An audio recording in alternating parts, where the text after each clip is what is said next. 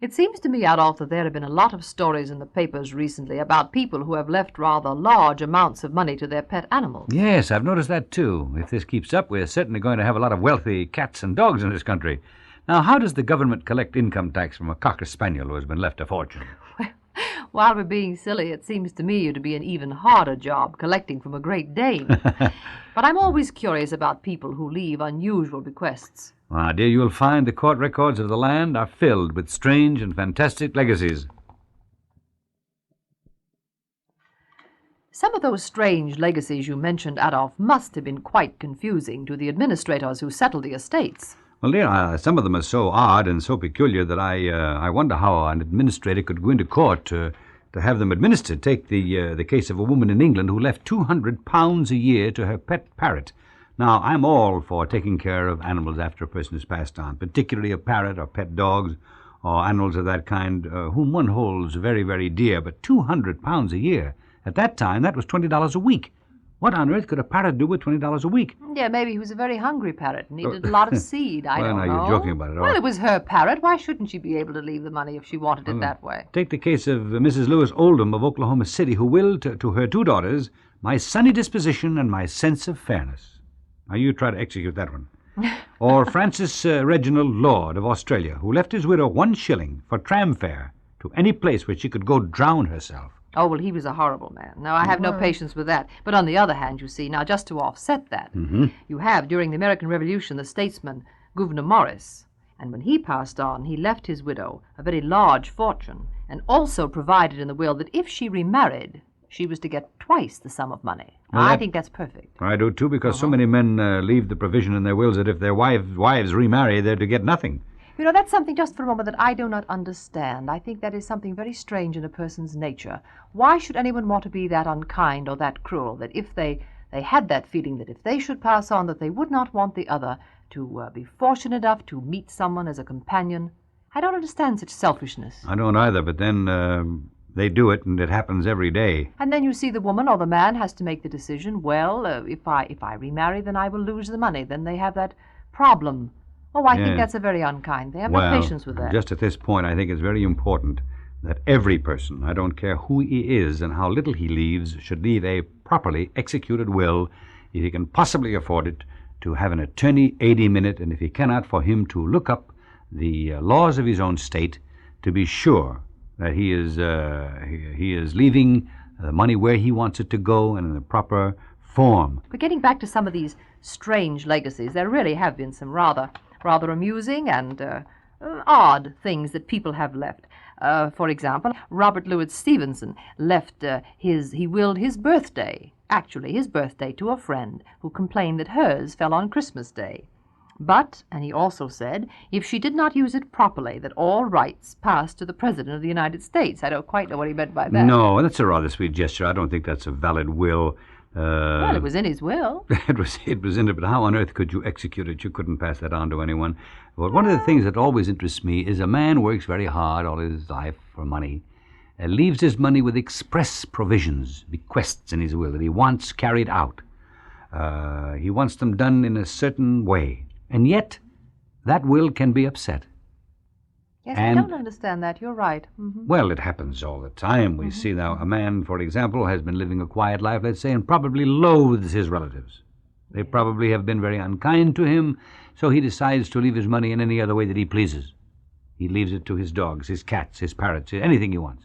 The first thing you know, here's a relative who hates him, who has never liked him, comes into court and is able to upset that will and divert it from the path which the man who had worked for the money had indicated. How do you explain that? Well, yes, but just a moment, Adolf. I mean, a person, normally speaking, a person who leaves a large sum of money to a pet animal, that is questionable. You are all inclined to say, well, now, that seems a little bit overboard, when it could be left to someone that might do some good for a human being. But on the other hand, let us take the case of a man or a woman who leaves in their will their worldly possessions to someone who has been kind and good to them, who is not a blood relative. Now, there you have the point that I don't understand. The blood relatives can suddenly appear from nowhere. Maybe he hasn't heard from them in 20 years, and they can contest the will, and the chances are that because they're blood relatives, they will get something. Yes, I didn't mean to bring up the point of animals in this particular case. I meant any provision that a man wanted, such as you say, a person who has nursed a man in his last illness. He hasn't heard from the relatives, and they've No, I been don't living, understand that. abroad, maybe, let's say, in Ireland or Spain or China or somewhere. Yes. Then you have the case, of the millionaire Andrew Freeman, who left all of his money for really, I think, a wonderful purpose. He set up a home only for poor millionaires. Now, that sounds rather silly, I suppose, but his principle, I think, was wonderful. He simply said, it is bad enough to be poor in one's old age, but it is much worse to have been rich once and then to be poor. Oh, I think that's beautiful. And what about Percy Williams, who made millions and millions of dollars out of vaudeville, you see, and left the Percy Williams home on Long Island, and he even left a provision that these actors who went there to live when they had leaner days, could have the finest of cigars, which they had been accustomed to. There's money laid aside for them to come into New York to see plays, to get good seats, and smoke the best of cigars. I think that is a wonderful thing. I think it is marvelous. Yes, I must admit that. Mm-hmm. Well, I suppose, dear, that some of the greatest legacies that have been left to the world haven't even been mentioned in a will. Well, I'm not quite sure that I follow you, dear. Well, I mean, great paintings, great literature, great music. Oh, yes. Well, I believe that those should be classed as heritages. They are left to all people, like inspiring music. They live forever. Inspiring music, yes. But what about jazz and swing and bebop? Do you imagine future generations will consider these a great heritage? Well, I'm sure I don't know, dear, but in the present day they seem to have their place.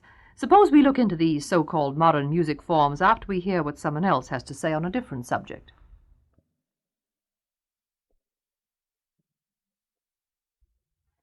Well, I'm not sure, Marie, that I'm qualified to talk about these modern music forms. There's ragtime, blues, boogie, jazz, bebop. About 1911, when Irving Berlin first came into popular favor, and I must say that he's still in popular favor, and he wrote Alexander's Ragtime Band, I began to take a great interest in that type music. And I know what I like and I know what I don't like. I don't know much about the music, but what do you like, dear? Well, I like things like the Beale Street Blues, the Basin Street Blues, Limehouse Blues, Way Down Yonder in New Orleans, St. Louis Blues, Frankie and Johnny, Sweet Georgia Brown, Some of These Days.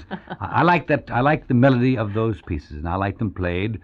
Well, yes, I like them played in a sort of a jazz or ragtime fashion, as I call it. Bebop, I don't know about bebop. Well, darling, now I'm not mad about boogie. Well, you've picked the one thing, of course, bebop, that only really musicians understand thoroughly. I don't know very much about bebop either. I do like it, oddly enough. I think it's interesting. I find it very, very interesting. To me, it's slightly primitive. It doesn't seem quite as modern as I know it's supposed to be. But let's go back a little. Let's take, shall we say, the birth of the blues and how they originated. Yeah. As you probably know, it originally started in the South with the Negroes, and it was originally the blues was sung without accompaniment.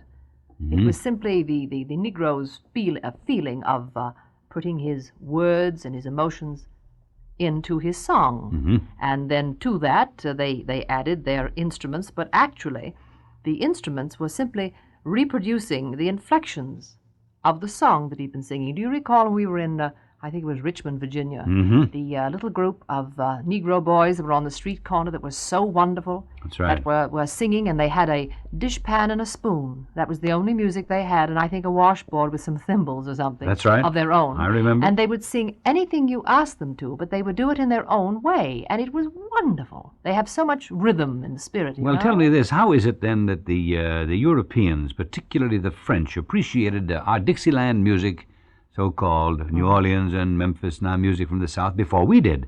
And even now they appreciate our bebop more than we do here. Well, that I don't know. Is that true? Well, I don't understand yes, that I exactly. heard that. Yes, I was I think told they that. like it, but I don't know whether they like it better than we do. But you mentioned jazz just now. Well, of course, jazz really started in New Orleans.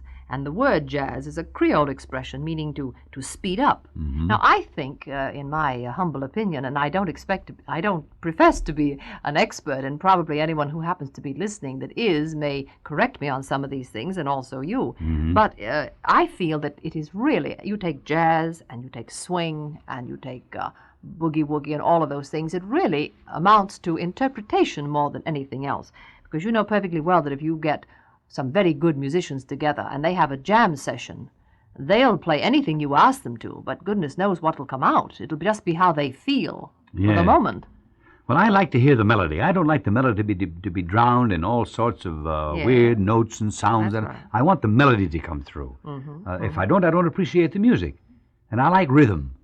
Now, of course, boogie woogie has rhythm, but I'm not mad about boogie woogie. I'm getting awfully tired of it. There's an awful lot of left hand in it that drowns out everything else and all the melody, and it leaves me a little bit cold. Well, I find it interesting, you see. I remember, of course, getting back to jazz, I knew Paul Whiteman quite well, and I remember when he first started. And incidentally, that's another interesting thing I find, that you take the early jazz of, say, the 20s, the way it was played then, and the way it is played now and still called jazz is something quite different. In other words, I think that as we go on in time, even though they call them the same things, why, it'll change with the time. Who changes it? The player, the musician. How or why do they change In it? their interpretation, that's all it amounts to. Can there be that many interpretations? Well, there have Will been, it not go dear. back to the original sometime? I don't see what they would gain by going back to the original. Well, I don't. I'm just wondering how many possible ways are there of playing music? How many? Well, now you have some. You have some orchestras that go in for what they call Lombardo is one who plays suite music. Yes, I now like he that. takes all of the same numbers that any of these jazz orchestras or bebop or swing orchestras would take, and he plays it in a different key, in a different method, in a different feeling for it. Yes. But it's still the same music. Yes. And it's simply a question of interpretation, and, well, it's what you like. Well, I'm not sure, Marie, that even if I understood all these musical terms, I'd be able to appreciate it any better.